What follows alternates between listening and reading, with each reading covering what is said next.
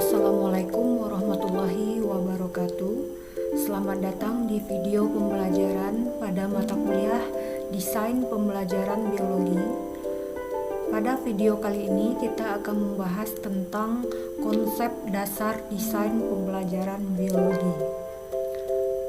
Pada tema kali ini kita akan menyebutkan tujuan pembelajaran kita. Yang pertama yaitu nantinya kita perlu mengetahui pengertian dari desain pembelajaran. Kemudian yang kedua adalah tujuan mendesain pembelajaran. Kemudian yang ketiga adalah manfaat dari desain pembelajaran. Dan yang keempat adalah karakteristik dari desain pembelajaran. Nah, adapun dari urgensinya kita mempelajari konsep desain pembelajaran merupakan bakal atau bekal awal bagi mahasiswa untuk memahami materi tentang desain pembelajaran ke depannya. Jadi sangat urgensi sekali kita mempelajari konsep dasar desain pembelajaran ini. Baik, mungkin saudara sudah sering mengetahui tentang kata desain.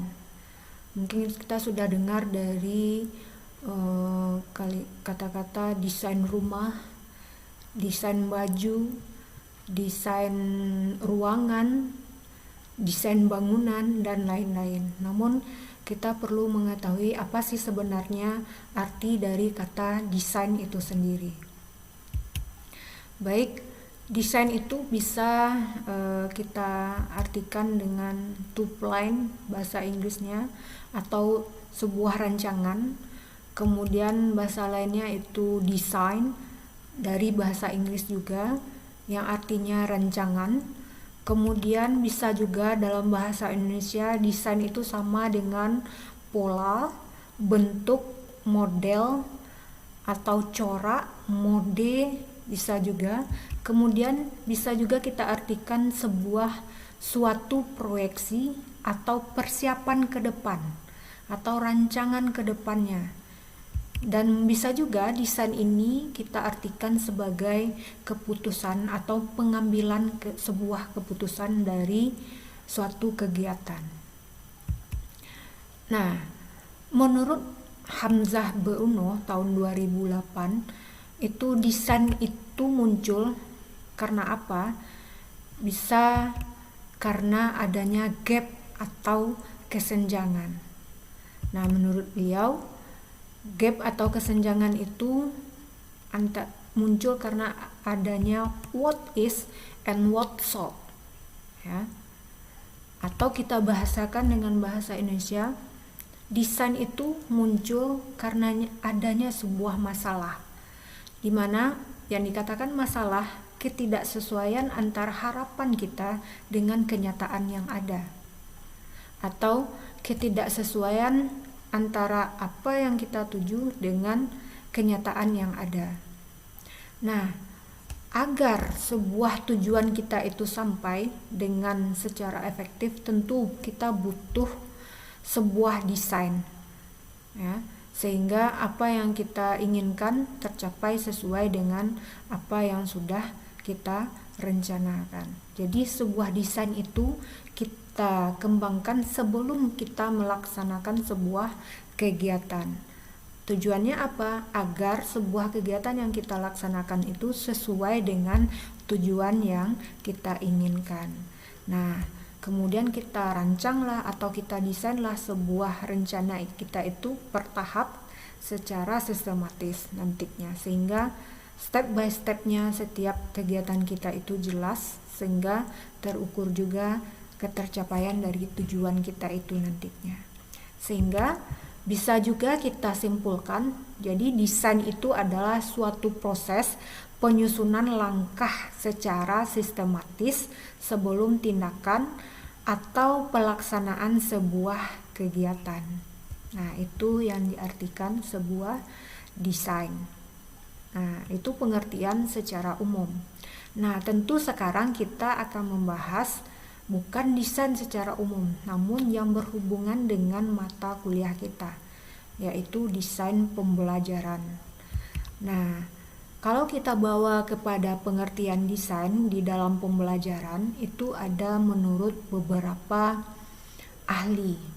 Sebelumnya tentu saudara sudah tahu pada mata kuliah sebelumnya tentang arti sebuah pembelajaran, di mana ketika kita dalam sebuah pembelajaran tentu adanya interaksi antara pendidik dengan peserta didik dalam memberikan pengalaman kepada peserta didik dalam mencapai tujuan pembelajaran. Nah, kemudian bagaimana proses pembelajaran yang kita ciptakan itu terlaksana dengan baik? Tentu kita butuh mendesainnya. Nah, ada beberapa pengertian desain menurut beberapa ahli. Yang pertama yaitu menurut Sukartawi, rancangan yang disusun secara logis dan sistematis oleh pendidik untuk meningkatkan hasil pengajaran yang meliputi pengorganisasian bahan ajar, penyajian pengajaran, dan evaluasi pengajaran. Dan ini juga merupakan termasuk kepada komponen-komponen desain itu sendiri.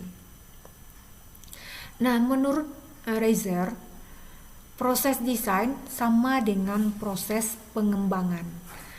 Nah, desain pembelajaran berbentuk rangkaian prosedur sebagai suatu sistem atau pengembangan program pendidikan dan pelatihan dengan konsisten dan teruji. Itu menurut Reiser.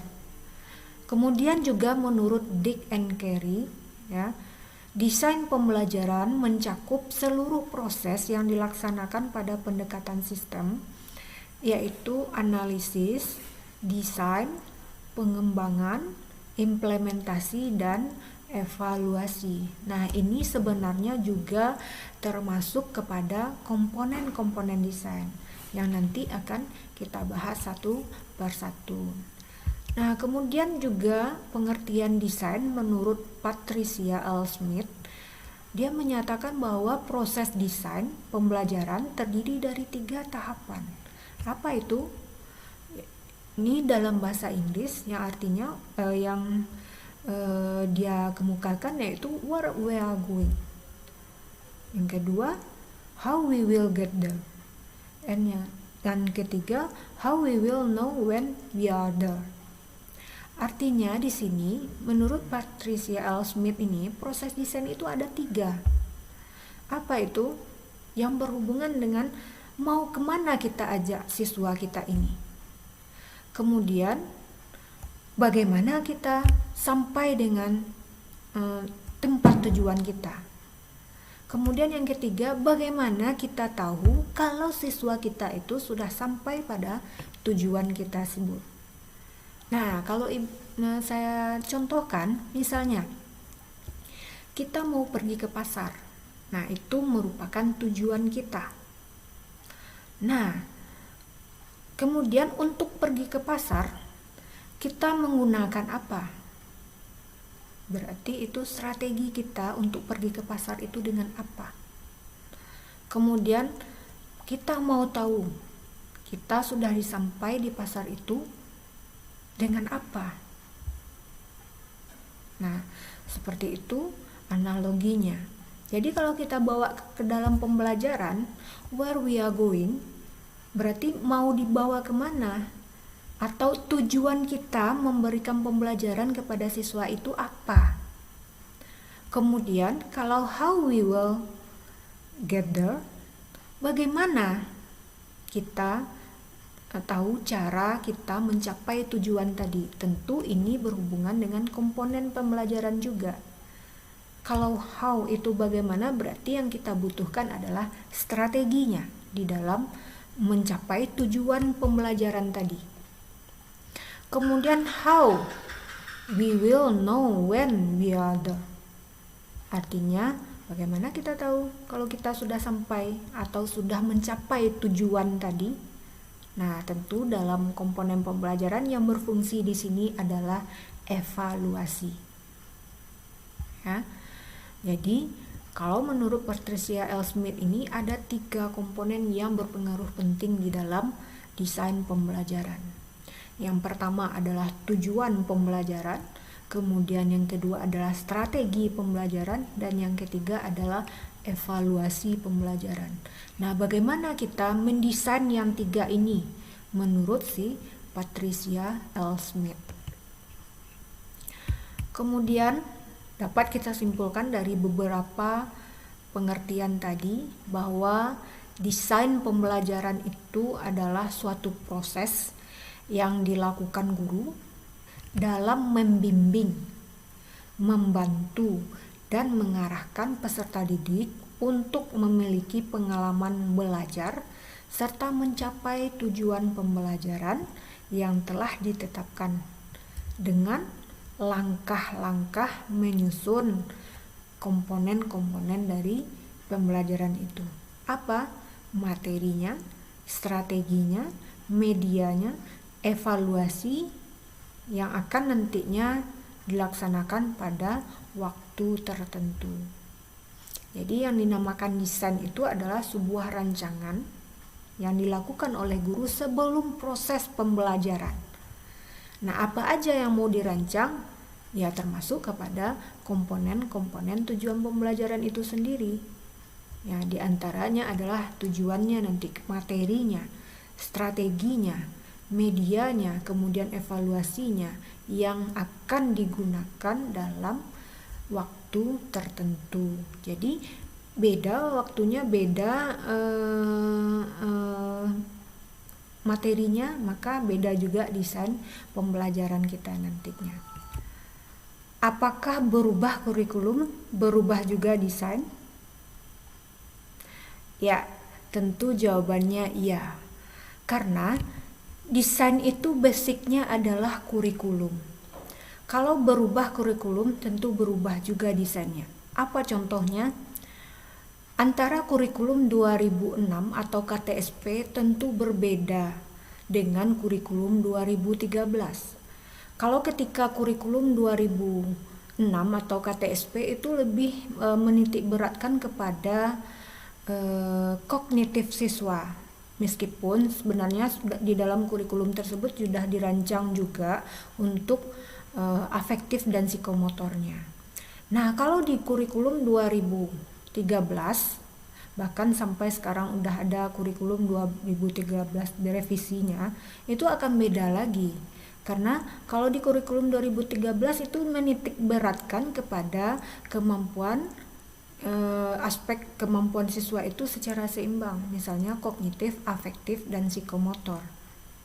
Nah, nantinya tentu kita merancang sebuah desain pembelajarannya itu akan berbeda antara desain pembelajaran di kurikulum 2006 dengan desain pembelajaran 2013. Karena tujuan dari kurikulumnya berbeda gitu. Nah, kalau sebagai salah satu contohnya adalah produk dari desain ini, salah satunya adalah RPP. Nah, di RPP nantinya akan berbeda desainnya itu antara KTSP dengan kurikulum 2013. Jadi intinya berubah kurikulum, tentu desain kita juga berubah. Karena tujuannya nanti juga akan berubah.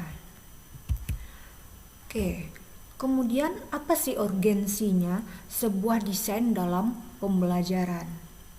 Nah, kita ketahui bahwa pembelajaran adalah proses merubah siswa atau anak dari tidak tahu menjadi tahu. Atau pembelajaran itu bisa juga diartikan proses memberikan pengalaman kepada peserta didik. Ya, memberikan pengalaman-pengalaman belajar kepada peserta didik. Atau bisa juga sebuah proses mengembangkan setiap aspek yang ada dalam diri peserta didik tadi. Apa aspek itu? Kognitif, afektif, dan psikomotor.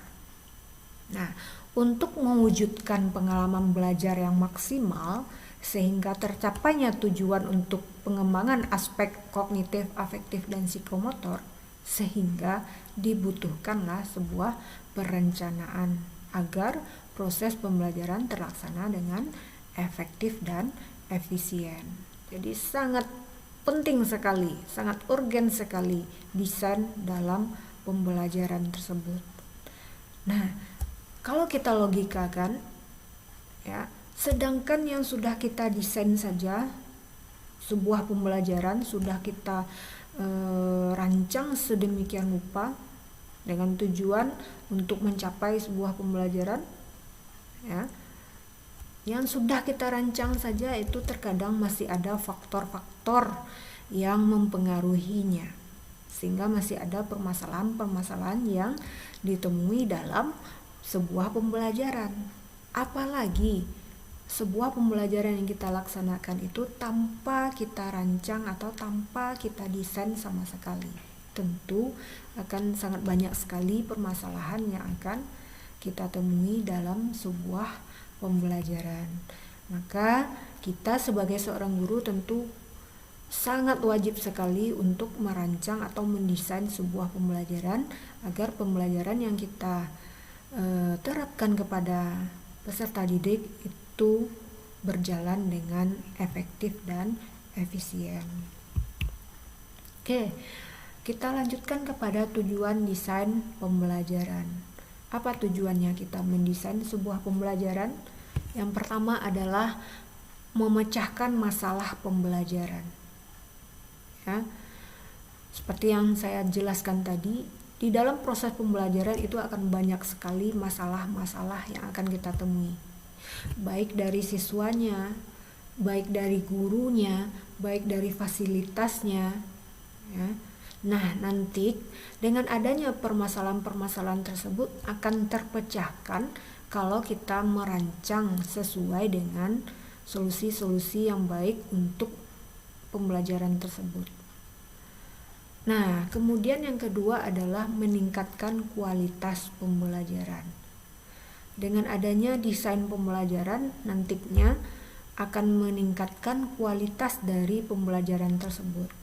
Misalnya, kalau tadinya tidak efektif dalam penyampaiannya dengan memakai desain yang terbaik, maka kualitas dari pembelajaran yang kita laksanakan itu akan semakin baik. Kemudian yang ketiga adalah meningkatkan kondisi-kondisi belajar.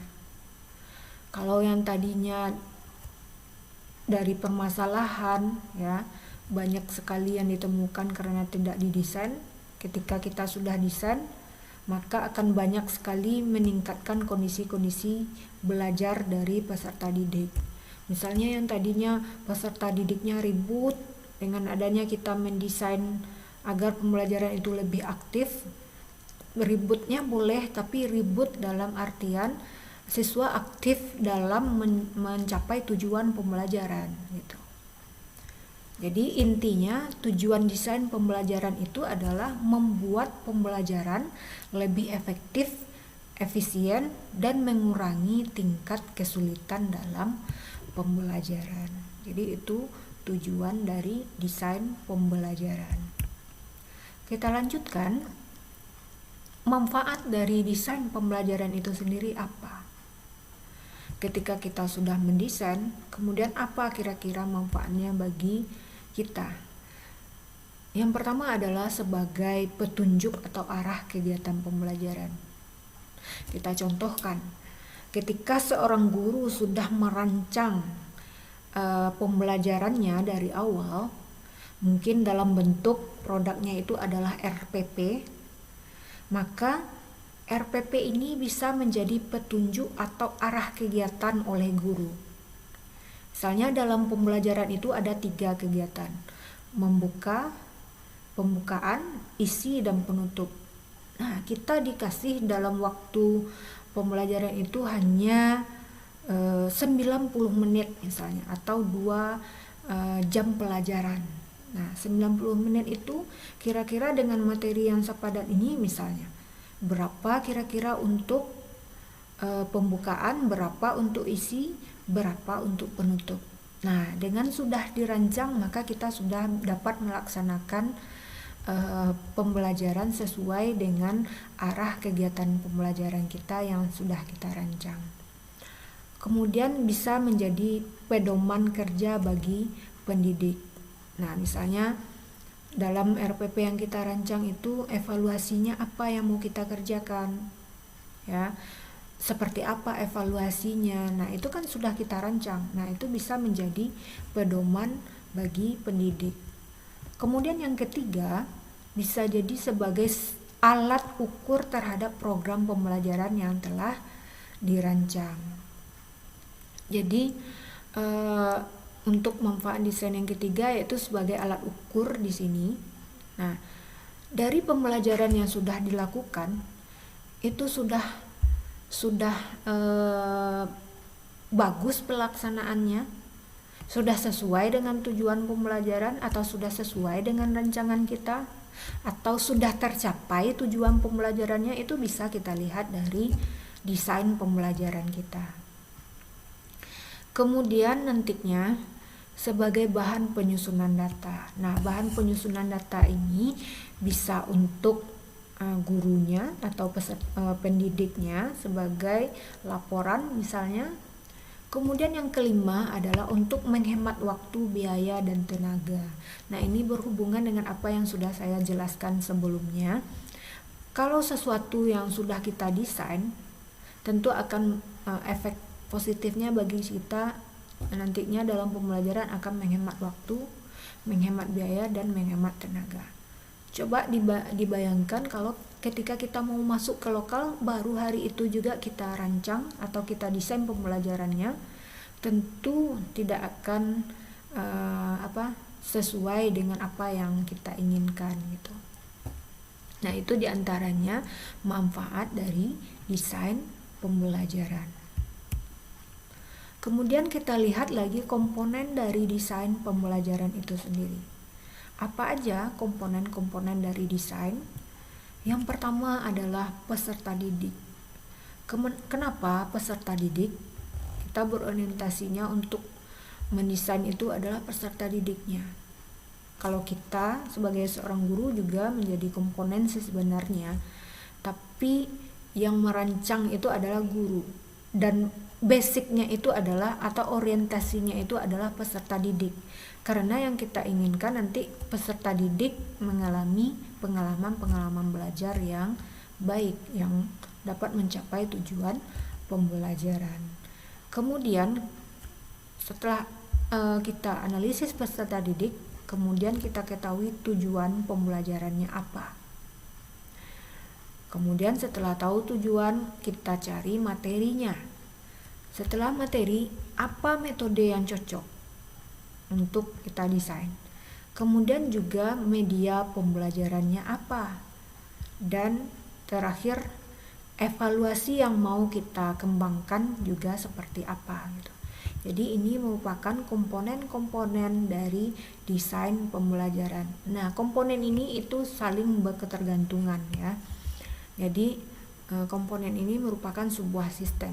Ketika bermasalah satu komponennya, maka akan mempengaruhi terhadap komponen-komponen yang lainnya.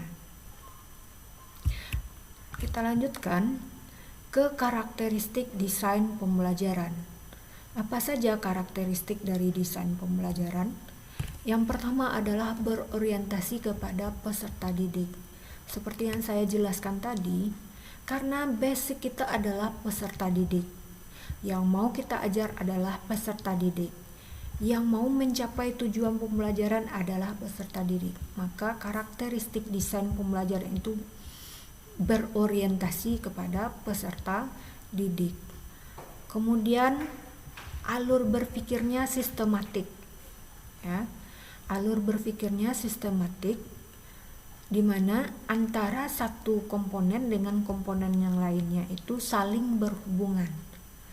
Apabila bermasalah satu, maka akan bermasalah yang lainnya. Kemudian empiris dan berulang. Artinya di sini sebuah desain perlu kita uji coba. Ya. Uji coba dan kita ulang. Misalnya sebuah desain kita laksanakan dalam pembelajaran, kemudian apa hasilnya, kemudian bagaimana evaluasinya, dan kalau kita ulang bagaimana gitu. Nah, itu merupakan karakteristik desain pembelajaran. Kemudian selanjutnya langkah-langkah desain pembelajaran. Yang pertama adalah analisis lingkungan dan kebutuhan belajar siswa. Jadi untuk melakukan desain itu atau merancang sebuah desain, yang pertama kali adalah kita lakukan menganalisis desain pembelajaran tersebut. Nah, kemudian analisis lingkungan dan kebutuhan belajar siswa. Dan yang kedua adalah merancang spesifikasi proses pembelajaran yang efektif dan efisien, serta sesuai dengan lingkungan dan kebutuhan belajar siswa.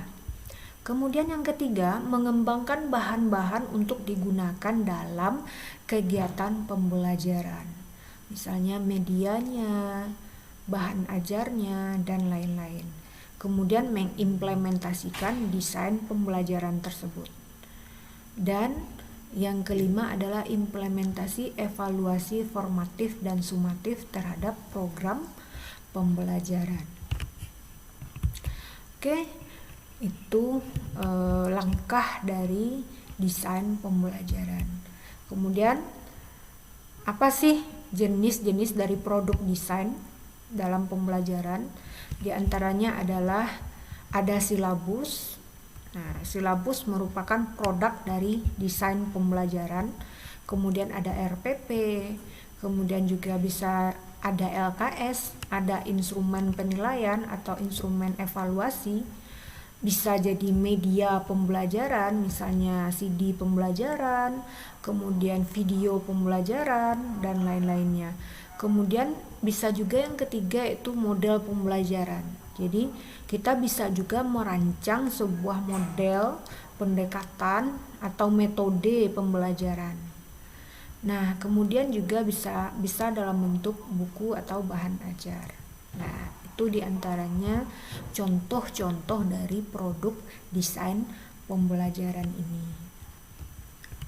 Nah, kemudian itu video pembelajaran kita pada video kali ini pada materi konsep desain pembelajaran.